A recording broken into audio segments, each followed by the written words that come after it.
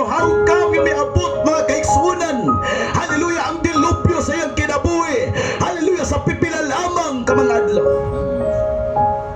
Dili tuig ang gap, dili 5 years ang gap, apan pipila lang ka oras ang gap mga kaigsunan, nga di namatay ang iyang mga anak. Hallelujah, nawala halos ang tanan kaniya, ug nataptan pa siya mga kaigsunan. Hallelujah, ang balatian. Grabe ang kinabuhi ni Job. I believe nga nag-ampo siya aning panahon. I believe nga nagluhod siya aning panahon. Apan ang Diyos wa pag-ibitubag kaniya. Ang Diyos, hallelujah, ni-reject sa iyang mga pag-ampo. Sa dihang ni Christian siya tanawa, ako ning review gabi pagbasa. Amen. Kung imong mabasa mga kaigsunan sa Job 38, amen, imong mabasa diri ang tubag sa Dios.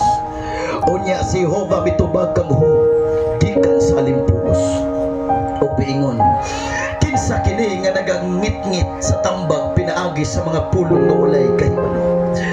Baksan mo karon ang imong hawak, ingon nga sa katawo, kay pautanon ko ikaw karon ug tubagon mo ako.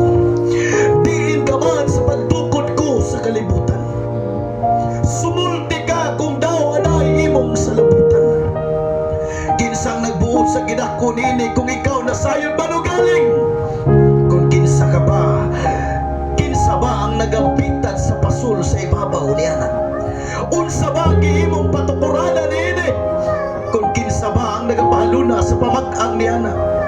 Sa nagakaduga-dungan pag-awit ang mga bituon sa kabuntagon, ug ang tanang mga anak sa Dios nagkaduyog sa pagsinggit sa kalipay. Kung kinsa ba ang nagtakom sa mga puntahan sa dagat, sa nabukas giniingon sa daw nagagula gikan sa taguangkan. Sa gihimo nako ang panganod nga mao'y piste niana, ug ang dagkong kangit-ngit mao'y bakbak niana.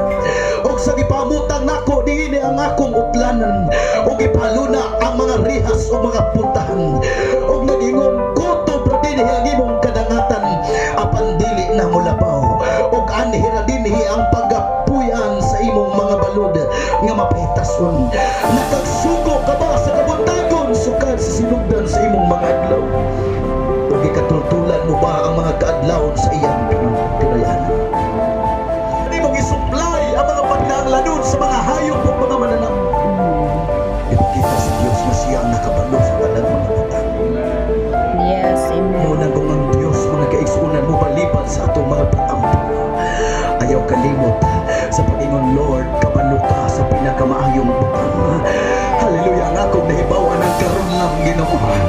Hallelujah, kapag ikaw ang nakabalo sa tanang mga butang.